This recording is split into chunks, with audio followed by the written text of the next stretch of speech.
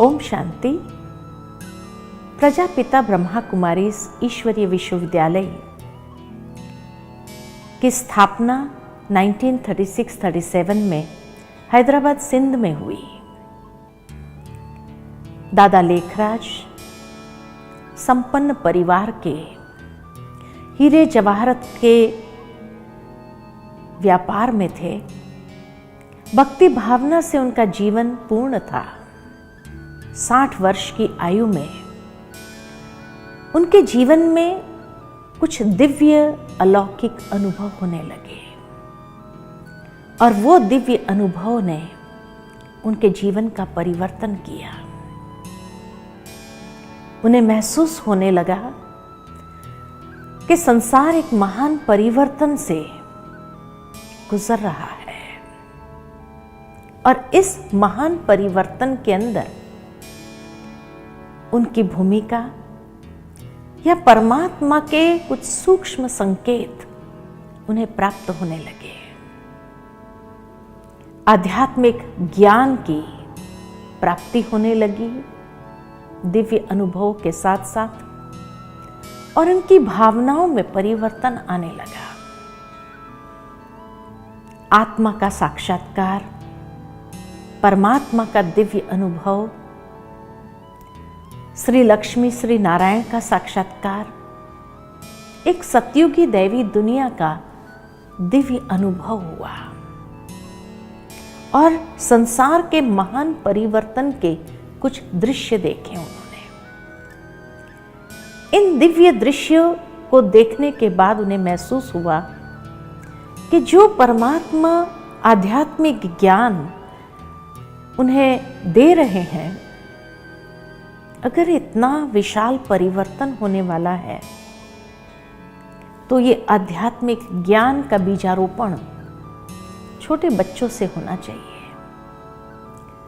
इसलिए उन्होंने एक बोर्डिंग स्कूल का निर्माण किया जहां छोटे बच्चों को दुनिया के शिक्षा के साथ साथ ये आध्यात्मिक ज्ञान को भी दिया जाने लगा। धीरे धीरे वो छोटा सा बोर्डिंग स्कूल एक विशाल वटवृक्ष का रूप लेने लगा। 1937 से लेकर के 1950 तक हैदराबाद सिंध में और कराची में फिर इस ईश्वरीय विश्वविद्यालय का स्वरूप बनने लगा। पार्टीशन के बाद उन्हें यह दिव्य संकेत मिला कि भारत अविनाशी भूमि है और इसीलिए भारत से ही आध्यात्मिकता का प्रकाश सारे विश्व के अंदर फैलेगा। 5 मई 1950 में यह ईश्वरीय विश्वविद्यालय का स्थानांतरण हुआ कराची से माउंट आबू आए।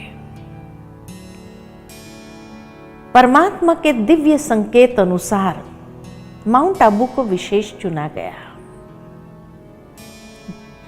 क्यों? क्योंकि कहा जाता है, शास्त्रों में भी ये अरावली पहाड़ियों का विशेष महत्व दर्शाया है।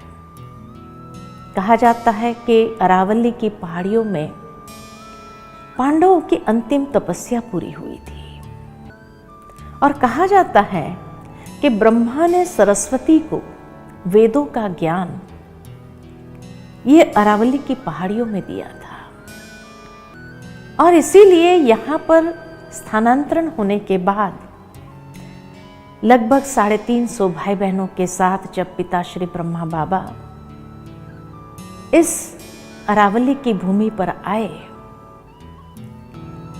तो यहाँ से विशेष कार्य आरंभ हुआ। सर्वप्रथम परमात्मा ने प्रजापिता ब्रह्मा बाबा को निमित्त बना करके एक आध्यात्मिक यज्ञ, जिसको कहा जाता है रुद्र ज्ञान यज्ञ, आरंभ किया। ये ज्ञान यज्ञ में कोई स्थूल आहुतियां नहीं थी, लेकिन सूक्ष्म आहुतियां अवश्य थी। जिस तरह कोई भी यज्ञ के अंदर अग्नि होती है और कुछ चीजें स्वाहा करनी होती है, और कहा जाता है कि स्वाहा करने से वातावरण का शुद्धिकरण या परिवर्तन होता है। तो इस तरह से रुद्र ज्ञान यज्ञ के माध्यम से परमात्मा ने इस संसार के परिवर्तन का या शुद्धिकरण का कार्य आरंभ किया, जिसमें योग अग्नि अर्थात जैसे कहा जाता है योगाग्नि को प्रज्वलित किया, और इस योग रूपी अग्नि में 3 चीजों को स्वाहा कराया। वो 3 चीजें हैं जौ, तिल और घी, लेकिन स्थूल रूप में नहीं। जौ प्रतीक है तन का, तिल सूक्ष्म है, प्रतीक है हमारे मन का, और घी लिक्विड है, प्रतीक है धन का।